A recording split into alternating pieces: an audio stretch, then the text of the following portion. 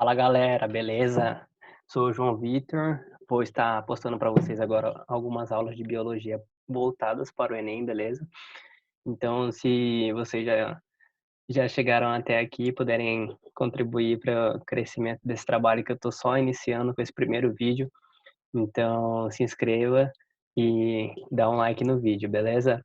Então, o intuito desse vídeo aqui é a preparação para o vestibular, para o Enem, tá?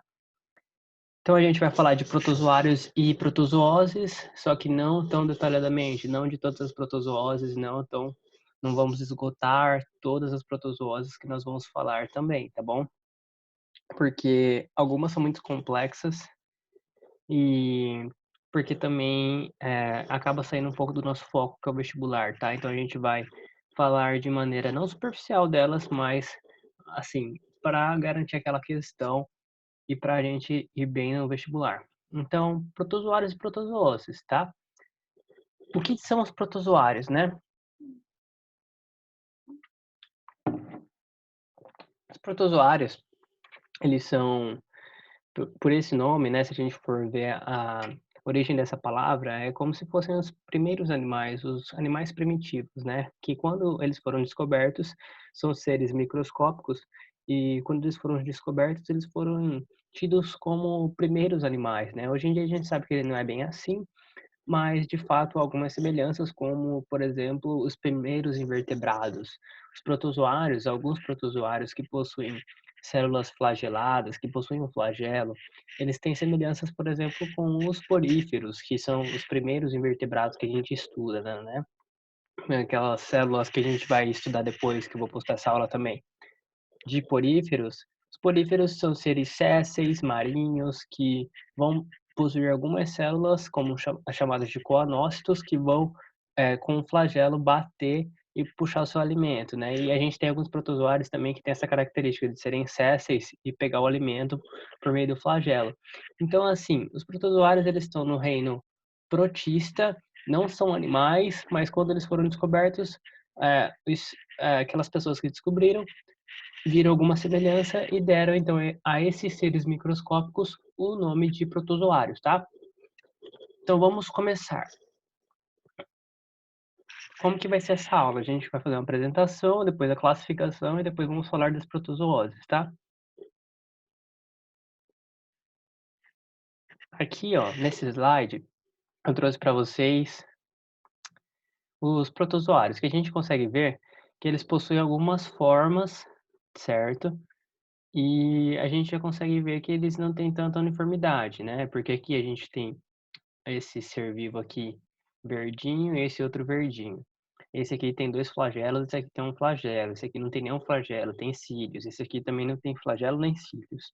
E a gente pode ver que ele tem aqui, ó, eh, projeções de membrana, então esses daqui são chamados de pseudópodes, tá?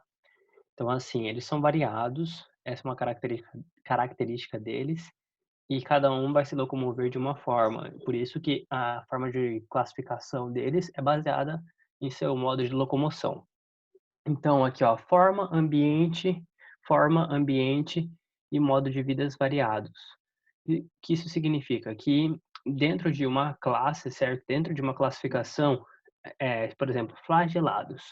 Mesmo sendo considerado como flagelado, tendo flagelo, esse protozoário ele pode ser mais redondinho, como esse, pode ser mais um pouquinho cilíndrico, tá? Ele pode ter um ou dois flagelos, ele pode ser outro tipo de não ser flagelado, ser ciliado. Então, assim, eles são variados, eles não têm uma uniformidade, assim, quanto à sua morfologia. E o ambiente, eles podem ser de água doce, podem ser marinhos, podem ser parasitas ou de vida livre. Então, tem alguns tipos de ambiente que eles podem viver e também o modo de vida deles é variável.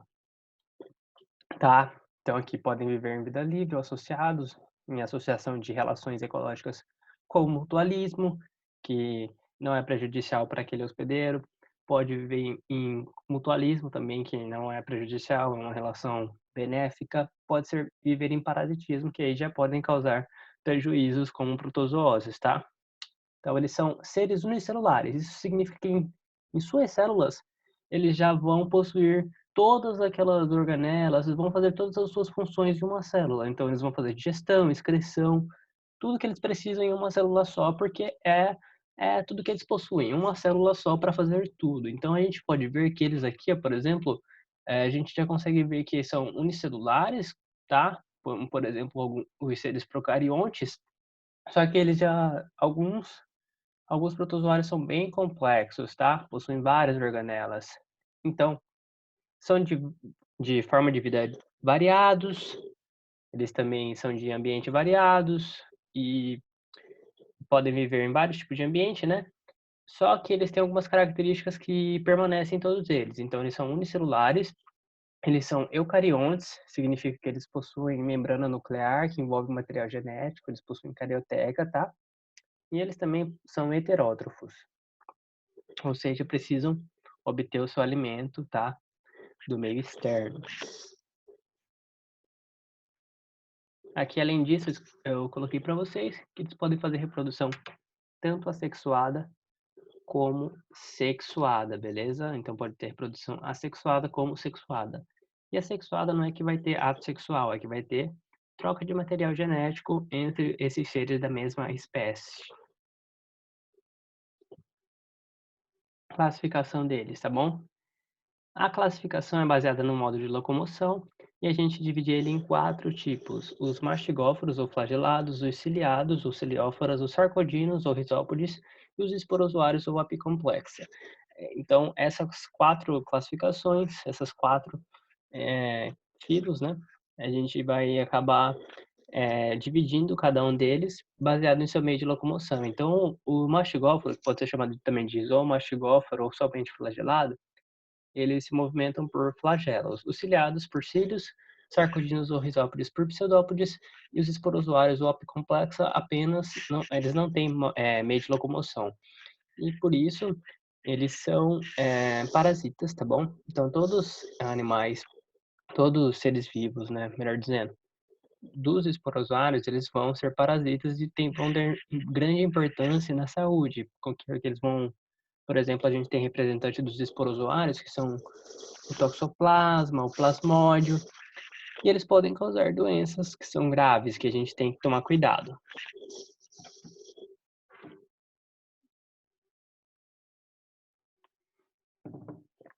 Então aqui a gente pode ver os esporozoários que são parasitas, mas a gente vê também que os outros três tipos aqui de, de classificação, mastigóforos, ciliados e sarcodinos, eles podem ser parasitas ou não, tá? Então eles podem ter vida livre também. Só os esporozoários que são parasitas. Parasitas, todos eles são parasitas, tá? Os outros também podem ser, mas os esporozoários, todos eles são parasitas. Então essa classificação que eu já disse para vocês, classificação clássica e nova, por quê? Isso daqui antigamente não tinha esse zoomastigófora, não tinha esse apicomplexa. Foram algumas novas classificações que surgiram, tá? E aí surgiram, além desses 4, tem outras, mas não são tão importantes. E agora a gente tem esses sinônimos, tá? Para essas classes que eu disse para você aqui, tá? Então aqui dos risópodes, os sarcodinos, flagelados ou zoomastigófora, esporozoários ou apicomplexa, ciliados ou ciliófora. A gente vai começar falando aqui dos sarcodinos ou risópodes, que eu trouxe para vocês aqui, um representante clássico desse grupo, que é a ameba. A ameba, então, ela vai se movimentar por pseudópodes, tá? Ela é um protozoário sarcodino que se movimenta por pseudópodes. Então, ela vai ter essas prolongamentos de membrana que vão possibilitar ela pegar o alimento, tá? E ela também vai ter aqui, a gente tem uma estrutura que é bem característica dos protozoários, que é o vacúolo pulsátil. Esse vacúolo pulsátil, ele é importante na regulação da quantidade de água dentro do organismo, porque se ele for um organismo hipertônico em relação ao seu meio, isso significa o quê? Que ele, vamos dizer assim, ele é mais concentrado que o meio em que ele vive, ele vai ganhar água por osmose. A osmose, o que que é? Um processo passivo, certo? É um transporte passivo de solvente do meio menos concentrado para o mais concentrado. Então a água está no meio que ele vive, por exemplo, ele vive no ambiente de água doce. E aí, esse ambiente de água doce é menos concentrado que dentro dele. E aí essa água vai tender a entrar.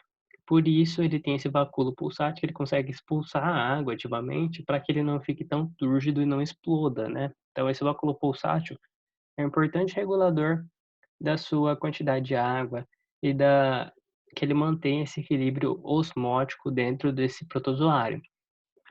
Então aqui, isópodes se movimentam por pseudópodes, tá. E então aqui a ameba é a clássico, que ela pode ser de vida livre ou pode causar amebise. E a gente tem que então lembrar desse serzinho aqui, que ele é o clássico dos cisópodes. A gente tem também aqui, ó, o modo de reprodução da ameba. Ela se divide por reprodução assexuada e faz aqui como se fosse uma mitose, né? Cissiparidade ou bipartição, que é essa reprodução assexuada, você vai ter um organismo dando origem a 2 organismos idênticos, né? 2 organismos geneticamente idênticos, na verdade dizendo. E isso significa que o quê? Que não tem variabilidade genética, esses organismos eles são iguais, e com isso qual que é a vantagem desse tipo de reprodução? É que é bom que consegue reproduzir rapidamente, mas o ruim é que se mudar, se as condições do meio em que esse organismo vive mudarem, esse organismo ele não vai ter tanta variabilidade, pode ser que ele venha a ser extinto, ele morra facilmente, porque a gente não tem tanta variabilidade, se mudarem as circunstâncias, ele pode vir a morrer mais facilmente. Essa é a comparação que a gente faz quando a gente fala em reprodução assexuada e reprodução sexuada, porque a reprodução sexuada já tem troca de material genético. Os organismos, eles já são diferentes entre si, eles são diferentes entre si, diferentes do organismo que deu origem a eles.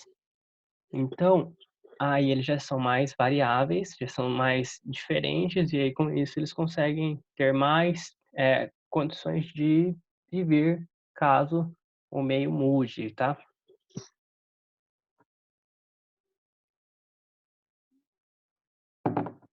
Então aqui, ó, a ameba ela se reproduz por bipartição e, além disso, ela tem uma forma de resistência que é um cisto. Esse cisto é uma forma em que ela se protege do meio em que ela se encontra, e ela fica em estado de latência, ou seja, ela não vai causar nenhuma doença, ela não vai estar metabolicamente ativa. Ela fica ali tranquilinha, esperando condições favoráveis para que ela venha se desenvolver novamente, ok? Então, é uma forma de resistência e, por exemplo, quando a gente ingere esse cisto e esse cisto para dentro de nós, aí que nós podemos, por exemplo, fornecer um meio ambiente para essa ameba propício. E aí, nesse ambiente propício, ela vai, se desenvolve e se transforma em outra forma ativa. Flagelados são aqueles que se locomovem por flagelos, tá? A gente tem vários tipos de flagelado, pode ser um flagelo ou mais de um flagelo. Pode ser de vida livre ou não. E dentre os flagelados, nós temos aqueles que causam a leishmaniose, né? O Leishmania brasiliense e o Chagas. A gente vai ter também o Trypanosoma cruzi, que causa doença de Chagas. E a gente também tem a Giardia, que ela causa a giardíase, tá? Então a gente tem esses 3 protozoários flagelados que são importantes. Trypanosoma, o Leishmania e o Giardia, que são 3 flagelados de importância na área da saúde. A gente tem também os ciliados, geralmente de vida livre, tá? Não, nós não vamos falar de nenhuma protozoose de ciliados. Eles têm 2 núcleos que são importantes, que é um macronúcleo e um micronúcleo. Macronúcleo significa o quê? Que é um núcleo maior, certo? E como ele é maior, ele cuida de mais funções. Então ele está relacionado com as funções vegetativas, as funções de metabolismo, digestão, excreção. O macronúcleo tem mais funções, funções vegetativas. E funções reprodutoras, quem cuida é o micronúcleo, esse núcleo menorzinho, tá? Então aqui a gente já consegue ver também que ele tem um vacúolo, ele tem aqui um citóstoma, ele pode ter também um citopígio, são estruturas que estão relacionadas com o processo digestivo, tá? Ele pega alimento, come alimento, excreta esse alimento. Aqui agora, então, só para acabar aqui, ó, os ciliados, esse daqui é um paramécio, é o clássico dos ciliados, ele é de vida livre, tem 2 núcleos e os cílios, eles são mais abundantes e menos extensos, então os cílios, quando o organismo ele é ciliado em comparação com o organismo flagelado, ele tem mais estruturas de locomoção, só que as estruturas são menores, tá? Então os cílios são mais numerosos e menores em relação aos flagelos, que são maiores e menos numerosos. Agora os esporozoários, que eu falei para você que eles são sempre parasitas, eles não possuem estruturas de locomoção e eles têm muita importância, porque eles podem causar doenças graves como a malária e a toxoplasmose, tá? Então, aqui ó, a gente tem um exemplo de um plasmódio que se multiplica dentro de hemácias e provoca a sua ruptura. Esse plasmódio é o que vai causar a malária, tá? Então, quando esse plasmódio se multiplica dentro de hemácias e ele causa essa ruptura da hemácia, e aí ele libera novos parasitas aqui, novos plasmódios para infectar novas hemácias. Quando ele rompe essas hemácias é quando você tem o acesso malárico, que é quando você tem a grande febre, assim, se manifestando, aqueles calafrios, podem chegar até ter convulsões as pessoas que têm malária. Então a malária, ela causa uma febre muito grande e, em geral, esses picos de febre que acontecem é quando o plasmódio está rompendo hemácias. Antes da gente falar das protozooses, vamos, conhecer alguns conceitos. Então aqui, o agente etiológico, tá? É importante, a gente vai falar todas as doenças, a gente vai falar dos agentes etiológicos, que são aqueles que vão causar doença. São os parasitas, são os protozoários aqui nesse caso, que vão estar gerando a doença. O hospedeiro, aqui a gente vai estar falando de protozooses, são doenças que causam, a gente está falando das protozooses humanas, que é ou seja, das doenças que são causadas por protozoários em humanos. Então, o hospedeiro, que a gente vai estar focando aqui, é o ser humano, tá? É o homem. Mas, alguns protozoários, eles não têm apenas um hospedeiro, tá? Então eles têm mais de um hospedeiro. E aí por isso a gente tem aquela classificação de definitivo e intermediário. Então o hospedeiro vai ser aquele organismo que vai abrigar o parasita, tá? Então o parasita vai realizar uma parte de seu ciclo reprodutivo dentro do hospedeiro. A transmissão é o meio pelo qual o hospedeiro pega o parasita, tá? A profilaxia é como nós prevenimos a de pegar aquela doença, tá? Então a profilaxia, por exemplo, da amebíase. Como que a gente evita pegar a amebíase, que é a doença causada pela ameba, esse protozoário, Sarcodina ou Rhizopode? A gente tem algumas medidas, como por exemplo, higiene pessoal, lavar as mãos antes das refeições e após as defecações. Então, assim, as profilaxias são medidas que a gente vai ter, são ações que a gente faz para prevenir contração de doenças, tá? Então, beleza, mais alguns conceitos. Hospedeiro definitivo ou intermediário, tá? A gente chama aqui de... Tem outra classificação também, além de definitivo e intermediário, que é quando a gente fala que quando um hospedeiro tem... Quando um parasita tem, por exemplo, um hospedeiro que é um mosquito e um hospedeiro que é um homem, a gente chama, por exemplo, um hospedeiro invertebrado e vertebrado, tá? Ou esse hospedeiro definitivo intermediário, é quando o definitivo a gente classifica ele como definitivo, porque o parasita vai se encontrar nesse hospedeiro em sua fase madura ou na fase em que ele realiza a reprodução sexuada. E o hospedeiro intermediário é aquele no qual o parasita vai se encontrar em fase jovem ou vai fazer a reprodução assexuada. O monoxeno relaciona com a quantidade de hospedeiros que o parasita possui. Se ele tiver um, é monoxeno. Se ele tiver mais de um, é heteroxeno. Polimórfico significa que esse ser vivo ele vai ter mais de uma forma durante a vida. Então, ele pode ter uma forma que é sem flagelo, e outra forma que é com flagelo, e outra forma que é com flagelo pequeno. Enfim, é que ele vai assumir mais de uma forma durante a vida. E cisto é aquela forma de resistência, tá? Em que aquele organismo ele se encontra em estado de latência, ele não se encontra tão metabolicamente ativo e é uma forma de resistência que muitos protozoários têm.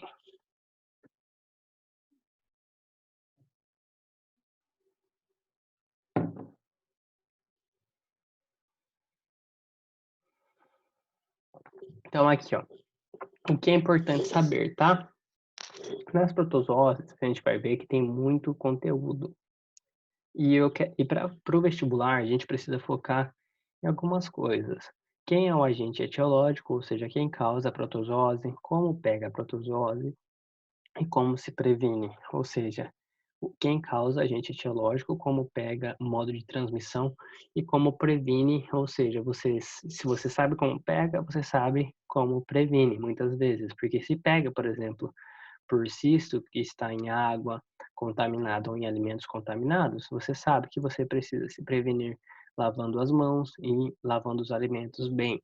Se você sabe que, por exemplo, como pega são em protozoários que estão em fezes, e essas fezes, então, estão sendo eliminadas em locais inadequados, você sabe que você se previne tratando os doentes e você também com medidas de saneamento básico, certo? Que você impedir que aquelas fezes chegam até a água ou então dar um destino correto para aquelas fezes, é um modo de você prevenir. Então aqui a gente vai falar de algumas protozooses, podem ser causadas pelos sarcodinos ou risópodes, que são a amebíase, que a gente vai falar da amebíase, que é causada pela entamoeba histolítica. Dos flagelados, a gente vai falar de 4 doenças, tá? 4 protozooses. O Chagas, causada pelo tripanossoma.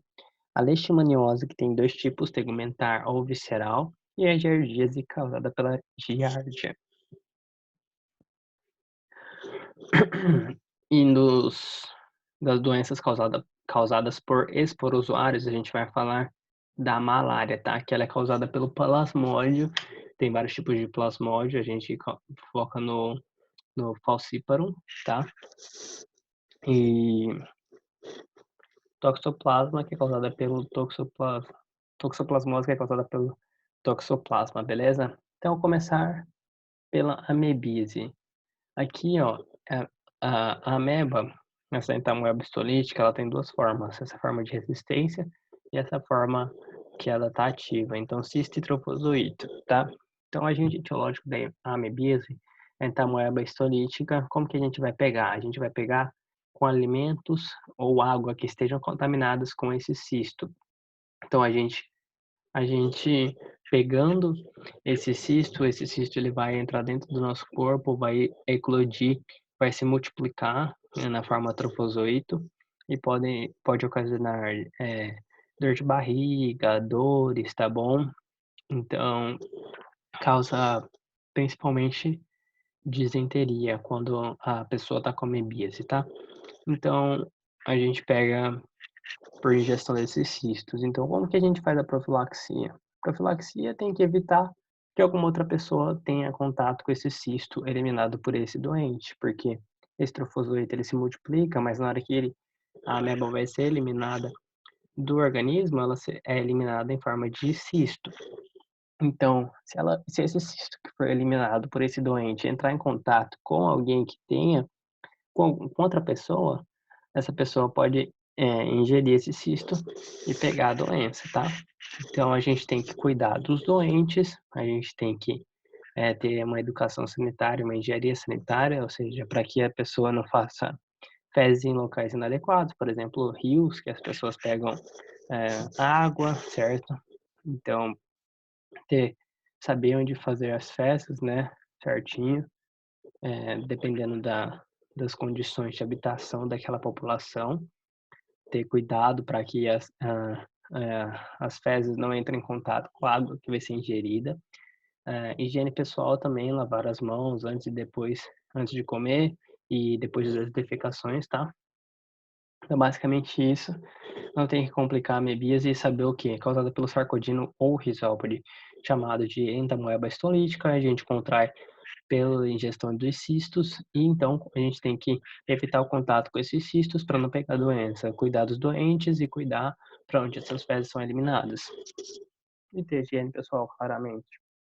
Giardíase também é parecida com a amebíase. Ela é causada por um flagelo, então aqui, ó, esse esse protozoário já tem flagelos, tá, então não é como a ameba, que ela se movimenta por pseudópodes.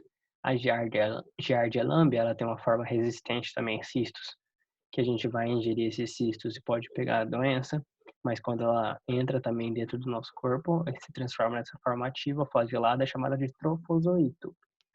Então, se contaminação é a mesma coisa, a profilaxia também é a mesma coisa da giardíase, tá? Então, o que a gente tem que saber? Agente etiológico, como pega e como previne. Como pega cistos contaminados com o agente etiológico Giardia. Como evita pegar tratamento dos doentes, tá? Higiene pessoal, educação sanitária.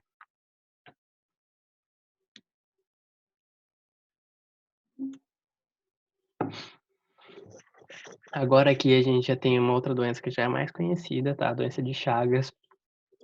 Se tiver que falar assim, 2 doenças que são mais importantes das protozooses, com certeza é a doença de Chagas e a malária, tá? Por quê? Porque são as que são mais cobradas. Tô falando no aspecto de vestibular, tá? São mais importantes porque elas são mais frequentes, são mais cobradas. E tem, de certa forma, maior importância, assim, que a gente ouve falar mais, tá? Então, a doença de Chagas, ela é causada por esse bichinho aqui, tá? Trypanosoma cruzi. Tem esse cruzi aqui porque foi descoberto pelo Oswaldo Cruz. E aí a gente até tem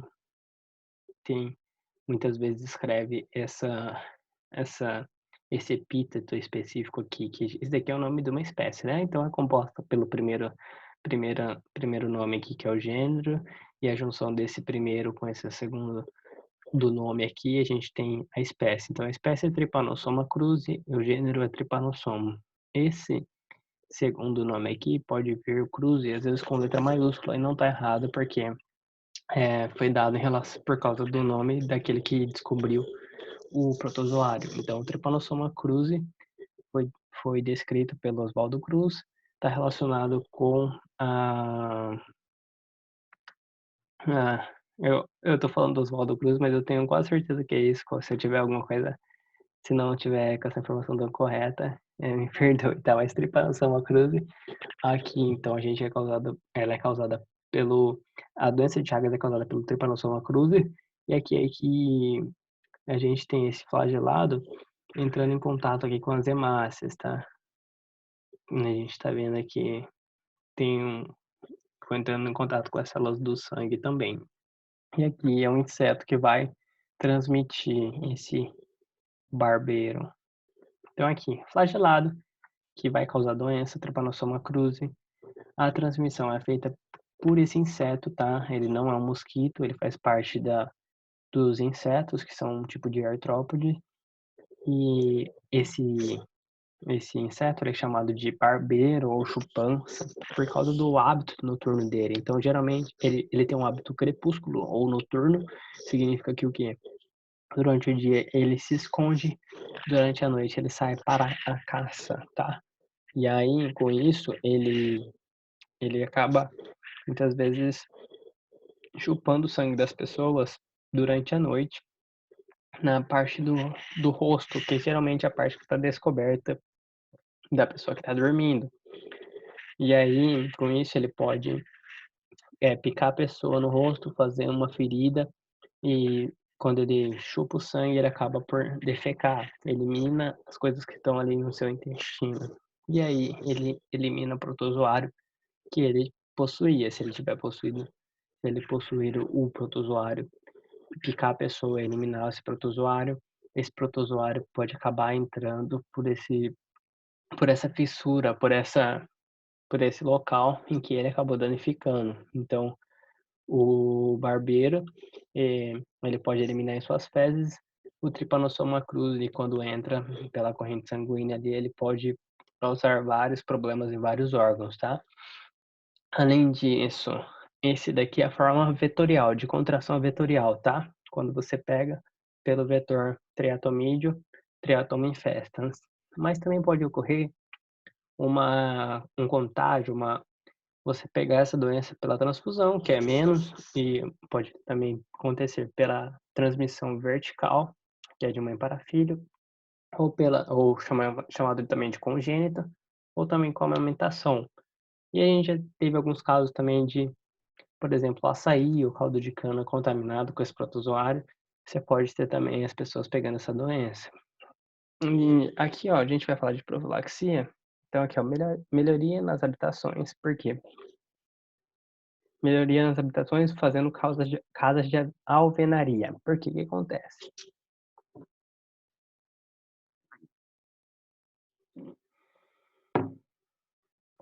Isso aqui é importante, tá? É uma coisa que geralmente cai no vestibular.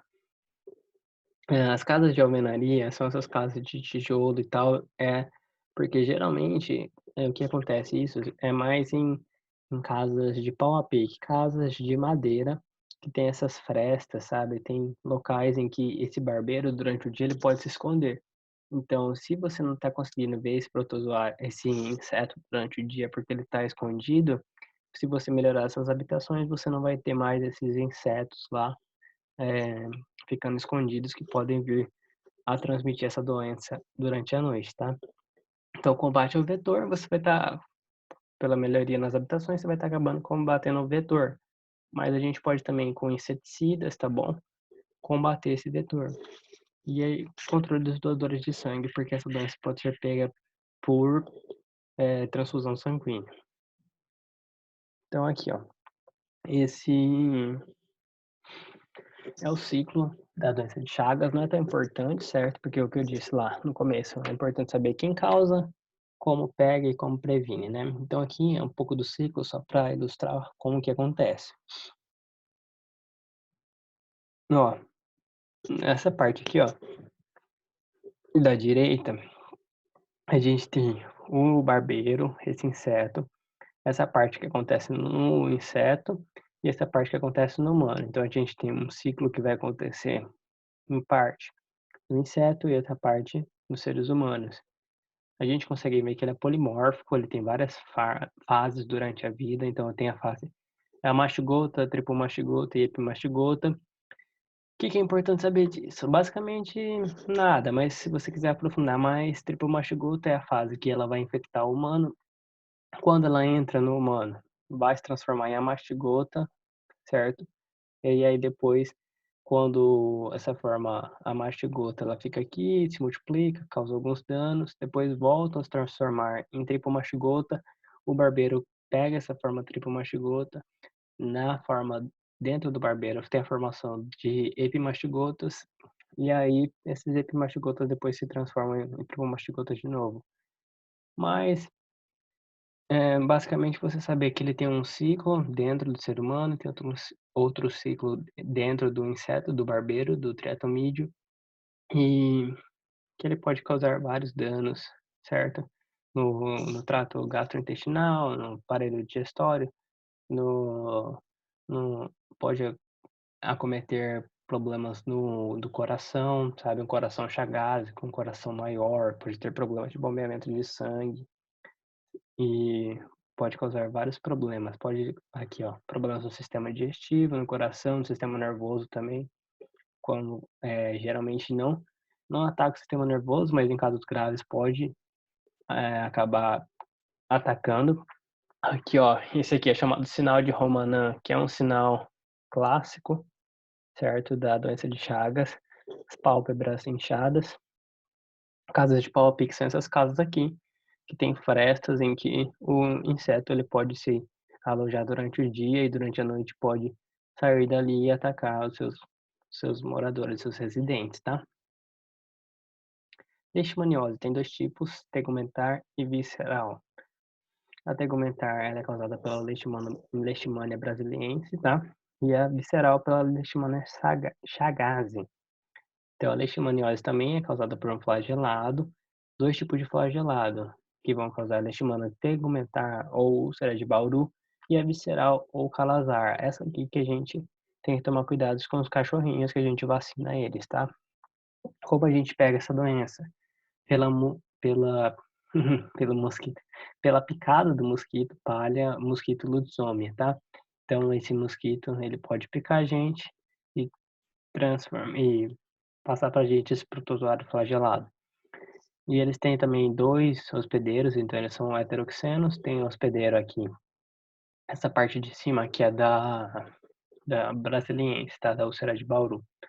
Ela tem um hospedeiro aqui que é o roedorzinho, um ratinho, e aqui também tem outro hospedeiro na Chagas, o na Leishmania Chagas, que é o cãozinho, tá. Então, a transmissão do mosquito a transmissão desse protozoário pode vir pela picada desse mosquito palha. Então, os tratamentos também profilaxia, né, o tratamento dos doentes, uso de inseticidas e vacinar cães. Por quê? Se o cãozinho tiver a leishmaniose e o mosquito for lá picar o cão e picar o humano, esse esse cão, então, ele vai estar acabando, ele vai estar servindo de reservatório desse protozoário. Significa que o quê? Ele vai estar doente e ele vai estar sendo, uma fonte de protozoários para aqueles mosquitos que picam ele, tá. Então tem que tomar cuidado para vacinar os cães, para que essa doença não chegue até próximo de nós, e nem dos cães também.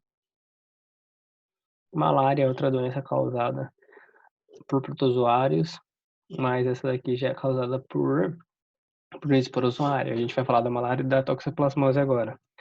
A gente já falou da amebíase, causada pelo Sarcodino rhizopode, a gente já falou da giardíase, flagelado, da chagas, flagelado, da leishmania, visceral e tegumentar, causada também pelos flagelados, e agora malária e toxoplasmose, causada por esporozoários. A malária também, ela é causada por esse esporozoário chamado de Plasmodium SP, eu coloquei aqui porque tem vários tipos de Plasmodium, Vivax, Falciparum, tá? Tem outro também chamado de Malariae. É, o comum aqui que causa as doenças no Brasil é o Falciparum, e ele é um polimórfico, assume várias formas durante a sua vida e é transmitido por esse mosquito fêmea aqui, pela Mosquita Anopheles darling, chamada de mosquito prego, tá? Além disso, pode ocorrer a transmissão vertical ou congênita de mãe para filho e a transfusão sanguínea também, tá? Como a gente trata, como a gente previne, né, tratando os doentes, o uso de inseticidas, evitando pegar essa doença. Na malária também, ó, tem um ciclo de reprodução do plasmódio bem complexo que vai acontecer no mosquito, que o mosquito prego, o Anopheles darling, a fêmea, ela tem um hábito hematófago, o macho Anopheles não tem esse hábito hematófago, então o macho geralmente ele não causa doença, a fêmea causa doença porque causa doença no sentido de transmitir, né? Quem causa é o protozoário plasmódio. Essa fêmea ela tem esse hábito hematófago e aí ela pode acabar transmitindo essa malária pro ser humano. E o mosquito, ele aqui é considerado hospedeiro definitivo, que é onde vai ocorrer a reprodução sexuada. Então aqui, o estágio sexual acontece aqui, ó, que esses gametas formando um óvulo, acontece dentro do mosquito. Então o mosquito, nesse caso, ele é um hospedeiro definitivo e o homem é o hospedeiro intermediário. Aqui, ó, quais são os sintomas, né? Pode acontecer dor muscular, dor no corpo, o fígado pode ficar aumentado, pode ter tosse seca, pode ter aumento do baço, pode ter diarreia, dor abdominal, vômitos. Então, você pegou, esse mosquito, inoculou em você esse protozoário entra na corrente sanguínea, ele vai no fígado, se multiplica, aí ele entra nas hemácias, rompe hemácias, se transforma de novo, e aí ele fica em forma de gametócitos que o mosquito pode acabar pegando e completando esse ciclo também de reprodução sexuada dentro dele. Então, basicamente, saber que ataca as células do fígado e ataca as células do sangue. Então, aqui ele tem um ciclo dentro do hospedeiro vertebrado, um ciclo assexuado, de reprodução assexuada. Então, por isso, o homem é o hospedeiro intermediário e um ciclo no hospedeiro invertebrado, o hospedeiro definitivo, que é a fêmea Anopheles dark. Então aqui a gente vai ter um ciclo chamado de esporogônico, que vai ter esporogonia, e um ciclo aqui sexuado, chamado de esquizônico, que vai acontecer dentro dos seres humanos, tá? Então aqui a gente tem as formas esporozoito, merozoito, trofozoito, ovócito, mas o que é importante saber? Vou falar termos mais genéricos.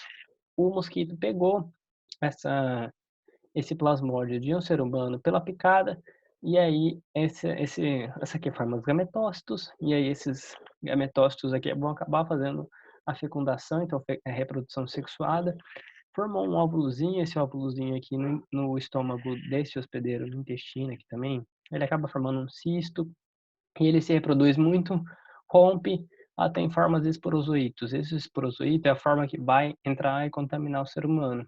E aí esse esporozoito vai até células do fígado, hepatócito, se multiplica, se transforma, e aí ele rompe esses hepatócitos, liberando merozoítos entram em hemácias, essas hemácias ele também acaba podendo se multiplicar nas hemácias e romper as hemácias, formando ou trofozoítos ou merozoítos que podem se transformar depois em trofozoítos, ou trofozoítos e esses merozoítos podem se transformar também em gametócitos, tá? Então aí depende do destino, e aí se esse mosquito pegar esse gametócito, ele completa esse ciclo.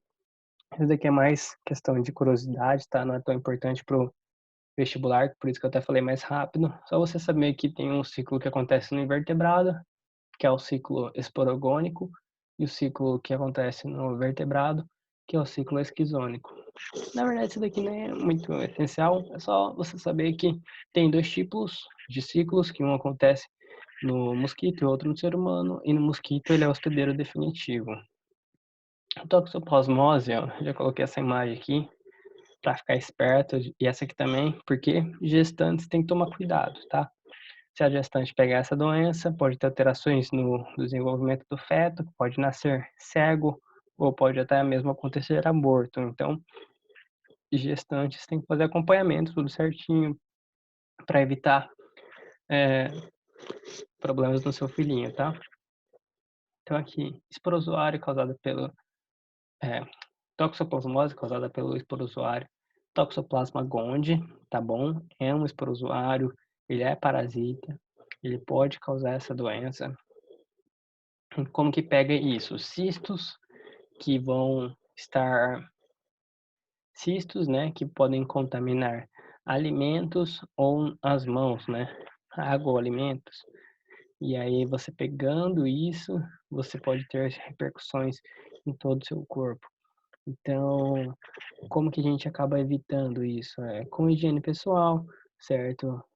Tomando cuidado também com os gatinhos, que podem ser reservatórios de, de toxoplasma, e aí quando esses gatos fazem cocô, eles podem eliminar cistos se eles estiverem contaminados. Então, ter cuidado com os gatos, ter cuidado também com outros mamíferos que podem eliminar cistos ou podem ter carne contaminada com cistos. E aí, se você comer carne crua, por exemplo, que esteja contaminada com os cistos, você pode ter também a toxoplasmose. Toxoplasmose, geralmente ela é assintomática, ou seja, a pessoa que pega toxoplasmose não tem tantos sintomas, mas quando ela tem sintomas, ela tem que tomar cuidado, principalmente se for grávida, que pode passar esse parasita para o feto e levar alguns problemas. Por exemplo, o toxoplasma pode ocasionar alterações na retina, e aí isso levando à cegueira. Pode ter alterações também do sistema nervoso, e aí pode levar a alguns problemas de formação do sistema nervoso. E a profilaxia é higiene pessoal, tá bom? E basicamente isso, cuidado com as refeições, os alimentos estarem limpos, bem cozidos, e é isso. Então acho que essa aula era isso, beleza, pessoal? E se você gostou, dá um like aí, se inscreve. Eu sei que essa aula aqui não tá a melhor aula do mundo. Se fosse pessoalmente, a aula seria um pouco melhor, e eu tô me desenvolvendo ainda nesse processo de didática, de ensinar, de lecionar, tá? Então qualquer contribuição que vocês podem dar para mim para eu estar melhorando, ou será muito bem-vinda, tá? E e as próximas aulas eu vou me empenhar ainda mais para que elas sejam melhores. Se alguém quiser me acompanhar no Instagram, o arroba esse que está embaixo de todos os slides, @jvmoraes. Abraços e beijos. Até a próxima.